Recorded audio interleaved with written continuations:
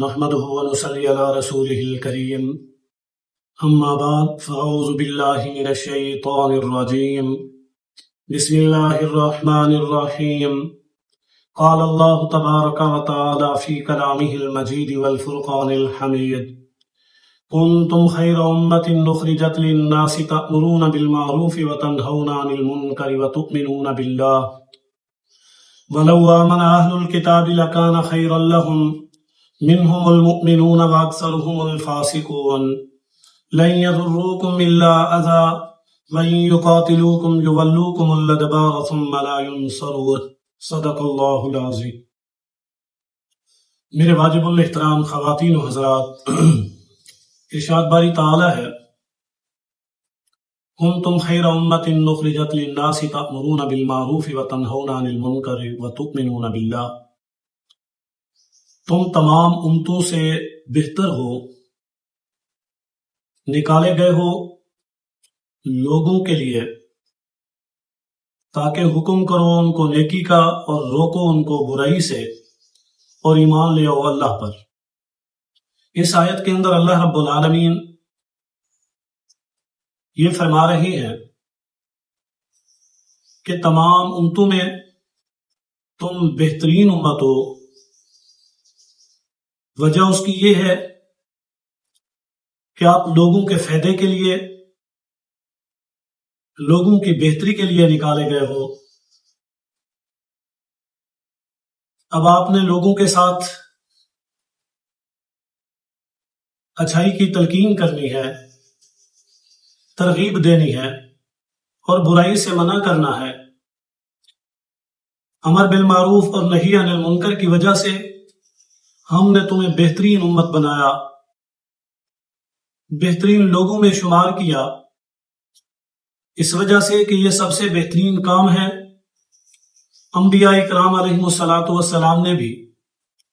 یہی پیغام دیا، یہی کام کیا،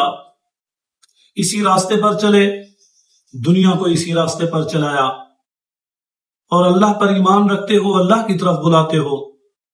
اور یہی اللہ والے ہو۔ یاد رکھے کوئی بھی پیر،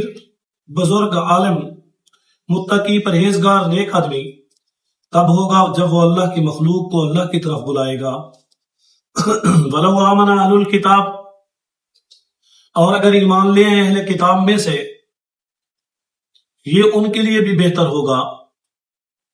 یہودی ہیں، عیسائی ہیں، سائبین ہیں،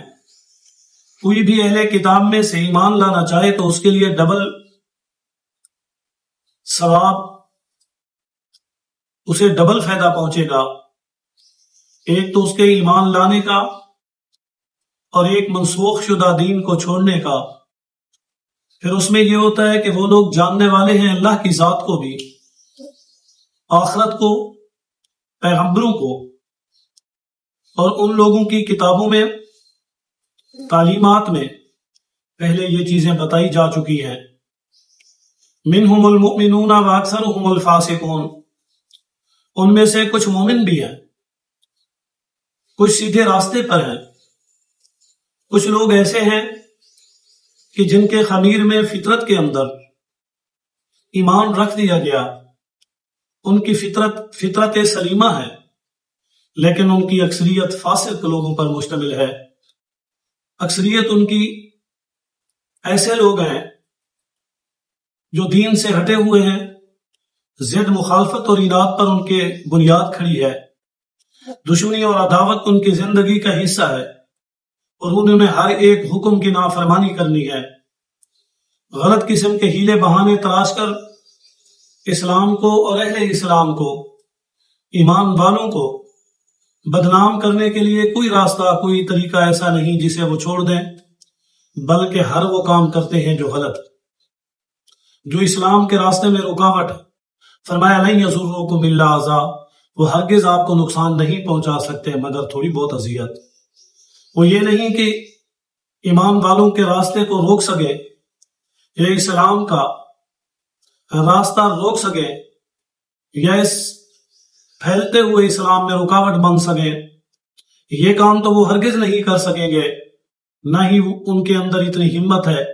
اور نہ ہی اللہ کے دین کو اس انداز سے کوئی روک سکتا ہے، مگر اتنی بات ضرور ہے کہ وقتی طور پر وہ تکلیف پہنچائیں گے، نقصان پہنچائیں گے۔ فرمایا وَإِن يُقَاتِلُوكُمْ يُوَلُّوكُمُ الْأَدْبَارَ ثُمَّ لَا يُنصَرُونَ، اور اگر وہ تمہارے ساتھ لڑائی کرے، مخالفت کرے، دشمنی اور عداوت کرے، اور اس انداز پر آ جائے کہ میدان میں اتر آئے، یولوکم الادبار، تو وہ تم سے پیٹ پھیر کر بھاگیں گے، یعنی میدان کے اندر ٹک نہیں سکیں گے، تمہارا مقابلہ نہیں کر سکیں گے، تمہارے سامنے کھڑے ہونے کی طاقت اور سکت ان کے اندر نہیں ہے۔ اگر تمہارے اندر ایمان ہو